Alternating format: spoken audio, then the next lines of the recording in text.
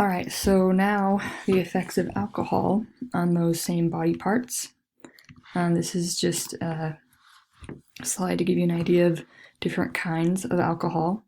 I want you to right now notice that the volume is different in each of those. We'll come back to that in just a second, but the volume is different. So this is a term to know, ethanol. This is the addictive component in alcohol. BAC is blood alcohol concentration. It tells you how much alcohol is in the blood in terms of percentage by volume. So kind of like water versus alcohol turns it into a percentage. You guys are going to need to know what the legal limit is in Utah. It was recently brought down, like for driving, it was brought down from 0.08 to 0.05%. So just make sure you understand that. And also know where the decimal goes. I've had plenty of students that have like shouted out in class like 5% or 0.5, like the decimal matters. It's 0.05%. Even at 0.5, like you're gone, you're dead. This gives you an idea of the different levels and where you would be as far as like processing things and your behavior and that kind of thing. So we're moved to this 0.05 with being legal for driving.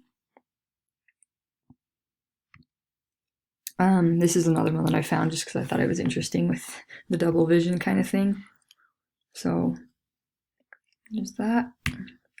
Okay, alcohol poisoning. Basically, it's when it affects the part of your brain that controls breathing. So the brainstem, medulla oblongata, it will cause you to stop breathing, and obviously you can die from that. So there was a Utah State student several years ago that was being kind of like initiated into a fraternity. He had never really had alcohol before, but the initiation process was to get him wasted. And these people that were throwing the party made the mistake of just putting him in a room to quote unquote sleep it off, and he actually died. So he had a pretty high BAC, and I want to say either this happened or he ended up, actually, I think he ended up throwing up and choking on his vomit. It's sad. Those kinds of situations, when you get yourself into that kind of situation, you never know. You never know what's going to happen. These are just some signs of alcohol poisoning. So something to keep in mind, like I just mentioned, don't just let them sleep it off. If they're vomiting, their skin is kind of clammy, they're blue, they can't really talk, they're gasping for air, all of these things, like, you need to be calling 911. Don't be thinking like, oh crap, I'm gonna get in trouble. Like, save your friend's life. Chances are the consequences won't be as bad if you're calling to get someone help. So just make sure you're aware of these signs and that you call for help. Alcoholism, the disease when you have an addiction. This is like bad. Alcoholism is like, what I mean by that is it just controls everything. Like, you don't care. It's kind of like being addicted to another substance, like an illicit one that we're going to talk about, but it just completely controls your life, and you kind of disregard family and relationships and that kind of thing. You just don't really care. I want to show you something. The typical alcoholic American. So read the bottom now. There's no such thing as typical. All these people look different. You can't say like by looking at someone that you can't point out that they're an alcoholic. You never know, and actually some people are more prone to addiction through genetics. There's been some studies that have been pretty interesting about that, so you never know. Okay, so the mouth, it can stain your teeth. Going back to the whole breath thing like we talked about with tobacco, maybe you do like alcohol breath, but if you feel that would be something that you can write down, you can put that alcohol breath under the mouth for your notes. And then dehydration and oral cancer. This was something that I was very surprised about, but the oral cancer comes from like if you're like a heavy drinker, then you put yourself at risk of oral cancer. But you have to be pretty much drinking all the time. And then the heart increases in blood pressure, and over time, you can have what's called cardiomyopathy. This is a enlarged and weakened heart. Now there are some studies that show like moderate amounts of alcohol can help reduce the risk of heart disease. And you've probably heard of people that will have like a glass of wine with their meal or whatever. The hard thing with this is that some people you don't know how, if you're like one of those that's like prone to addiction, and it can be really bad if you get addicted to this. Also, I don't think a doctor is going to say, okay, I'm worried about your heart. I think what I'm going to do is prescribe you to drink alcohol. Like, they're not going to say that. They're going to say, I'm worried about your heart. You need to be focusing on exercising and eating right. That's like the first things that they're going to say if they're worried about your heart. So something to keep in mind. The brain, man, there's a lot of things we can discuss with the brain. I'm gonna require you to watch a video. What I want you to do for the notes on your worksheet for the brain is watch this video. So you need to go back and click on the link that takes you to the presentation and watch this video. There's a ton of information it will give you about effects on the brain. So that's where I want you to get your brain notes from. Here's just another visual to show you different parts of the brain. When alcohol reaches those parts, it's going to affect these specific things. If you want to read more, you can pause this. The benefit of having a recording is you can pause and go back and make sure that you have everything that you need. Understand this term, fetal alcohol syndrome. The thing that really bothers me about this is it's 100% preventable. If a mother abstains from drinking while she's pregnant, then her baby will not have these kinds of problems. I'm not saying that other birth defects won't happen, because you never know with other things, but this is something you can control.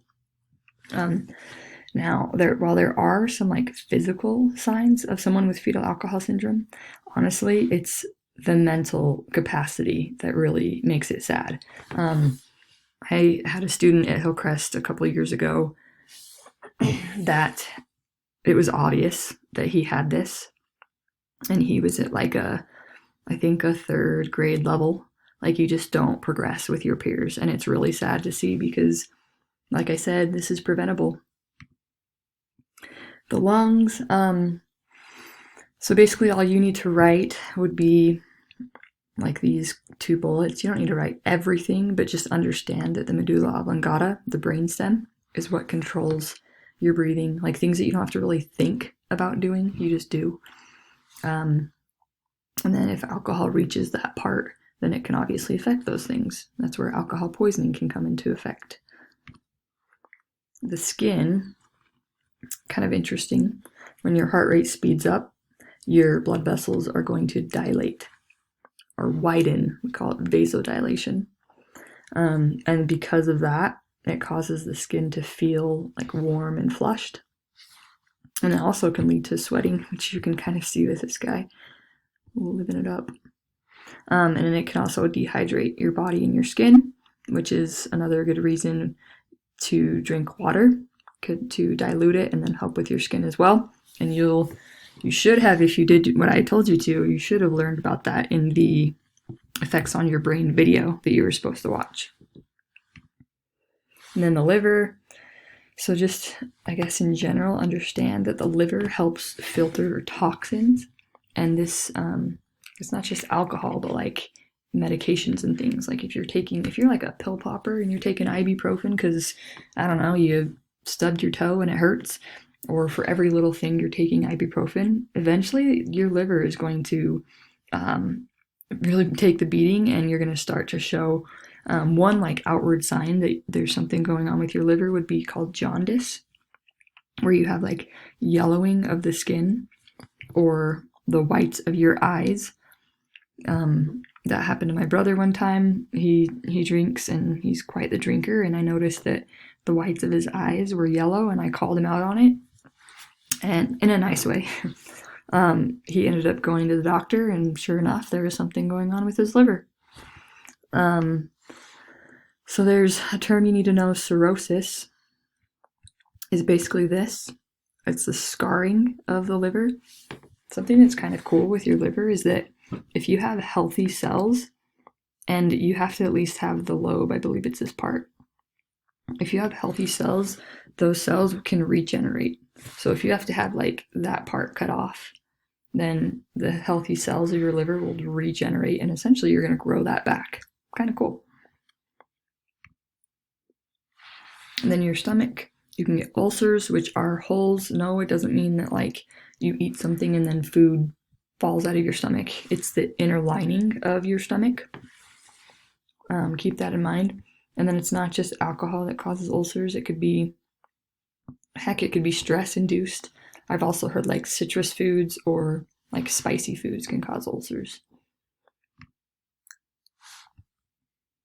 Okay, so just to understand what light versus heavy and binge drinking and all that is,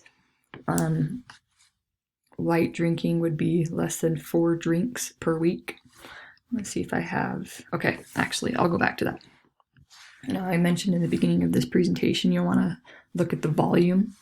It's because it doesn't matter like the volume, it matters the amount of alcohol. So these are considered to be 1 drink because of the amount of alcohol they have.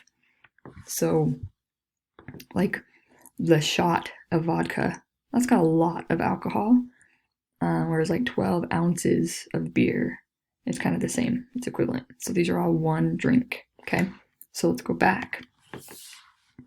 Moderate drinking, less than 4 drinks in a sitting. Binge would be like, I don't know, you're just at a party and you're throwing back shots. Heavy drinking is more than 1 to 2 drinks per day. That's when it can get pretty dangerous.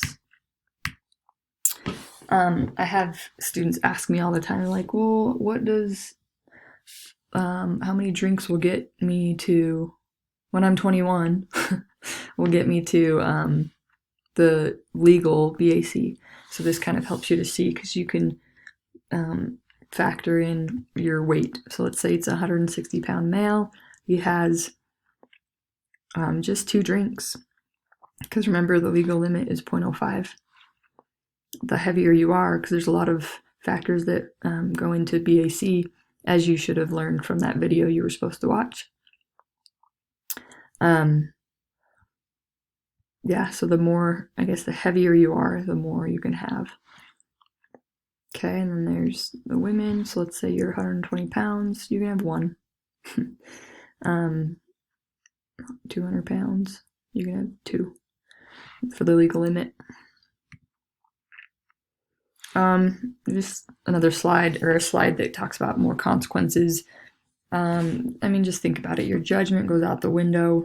You really aren't saying and doing the things that you would if you were sober.